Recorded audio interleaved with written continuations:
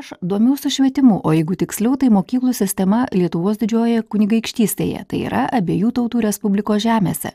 Tai būtų jėzuitų kolegija Kražiuose ir kitose Lietuvos didžiosios kunigaikštystės teritorijos miestuose – Polocke, Nesvyžiuje, dabartinėje Baltarusijoje, Dorpate, Tartu, tai Estija ir kitose miestuose.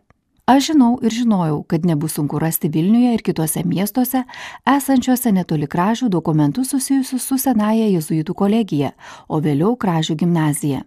Tačiau pradėjau nuo Vilniaus Vrublevskių bibliotekos. Draugai padėjo kataloge surasti man tolimesnėms paieškoms labai įdomias pozicijas. Tai XIX amžiaus pradžios dokumentai, kaip pavyzdžiui Žemaičių vyskupo Giedraičio ir Vilniaus universiteto rektoriaus Maleckio korespondencija.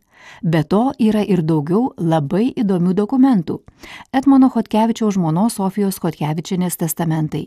Praleidau bibliotekoje keletą valandų, peržiūrėjau ir perskaičiau šiuos dokumentus, pasidomėjau, ką rasiu naudingo savo darbui. Kaip bus užbaigtas jūsų projektas? Tai bus knyga, apimanti ne tik Kražių, bet ir kitas abiejų tautų respublikos ir Lietuvos didžiosios kunigaikštystės teritorijoje buvusias jėzuitų kolegijas. Todėl norėjau surasti originalius dokumentus ir pasinaudoti jais savo knygoje, o ne remtis tik kituose šaltiniuose perskaitytomis išvadomis.